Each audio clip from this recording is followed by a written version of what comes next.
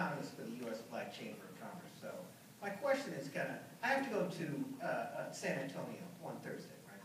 So I'm going to talk to about 300 small black companies there.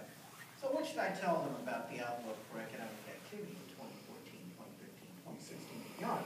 Especially because, a lot of people have lost faith in the free market Chicago solutions because they didn't hold up so well during the financial crisis, at least the model. So, but that's a whole nother story. So what should I tell these guys on Thursday? Thank you. Good question. All right.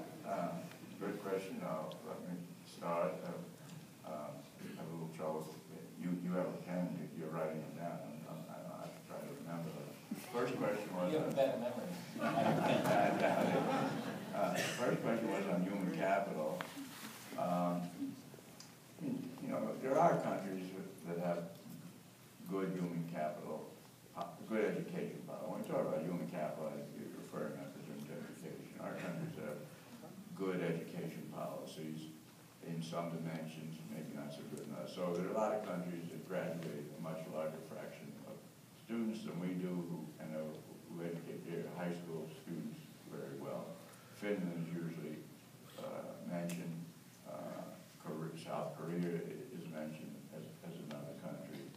And one can go to a lot of other countries. I don't know all the educational systems around the world. The U.S. fails at K-12. You go to higher education, I would put U.S., the educational system, has a very good educational system. K-12 is highly competitive.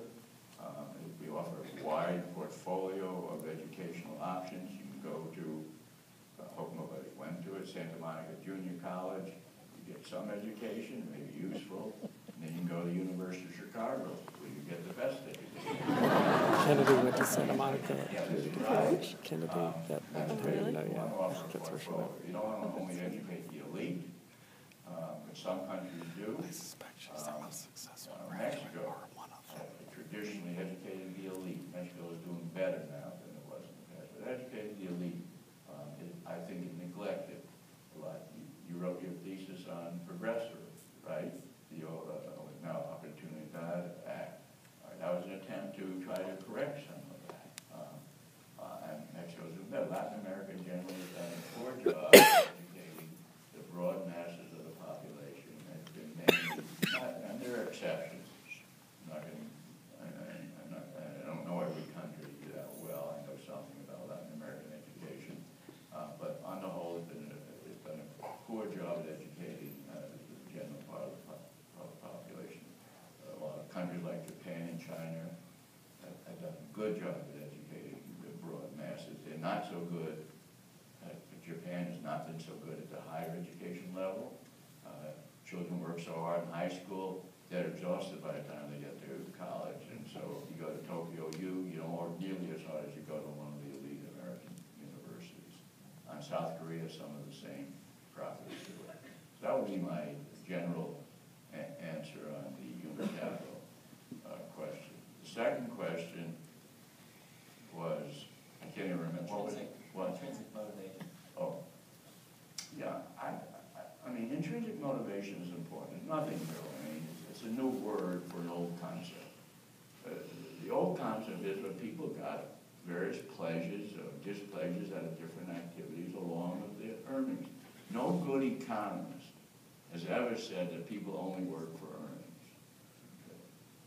To my knowledge, no good economist ever said it. It's sometimes taken as a first approximation. Because why? Because earnings are important.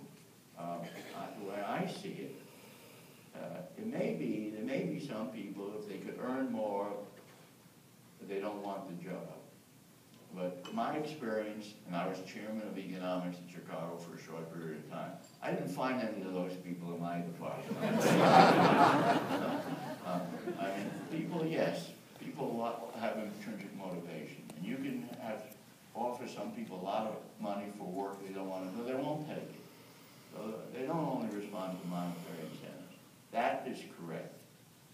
Maybe that needs to be emphasized more, but economists have known that, and particularly modern labor economics has certainly well recognized that point.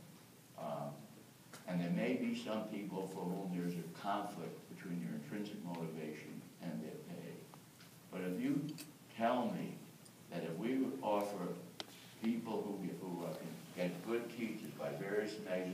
good teacher is, and we now have measures, I think, that are halfway reasonable, and that by paying those teachers more, we'll get few of them in the profession. I challenge you to find me any hard evidence to support that hypothesis. I don't think there is any evidence to support that. I think most teachers would say, yes, we're not gonna be repelled by offering us more money. Good teachers or bad teachers. And I don't know of any profession where people say, yeah, pay us less, we'll get better people coming into the field. So I think that's just misleading. Now, what you should tell the black entrepreneurs and businessmen, and I think that was the question that you raised. I think that was the question that you raised.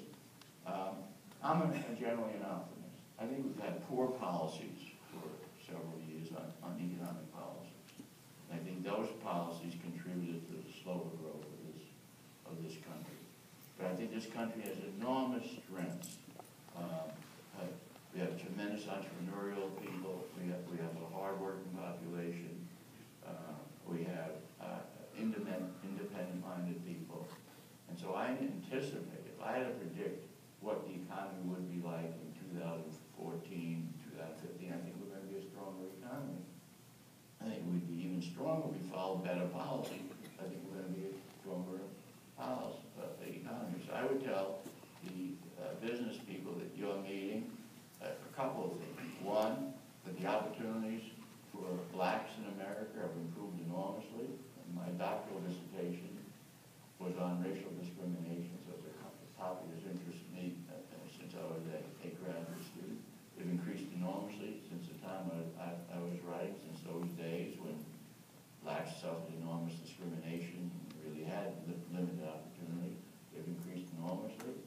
And so a black businessman or woman who has good ideas, they'll find people to finance them because the financing is going to get easier.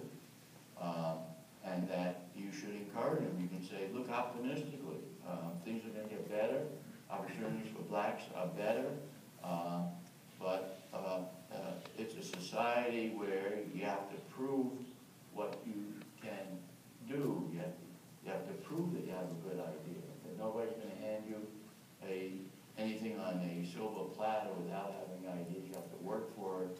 And I think fortunately now we reached a point in the United States history while we still have discrimination on various criteria and against various groups, but we don't have the kind of vicious discrimination that blacks and women and other groups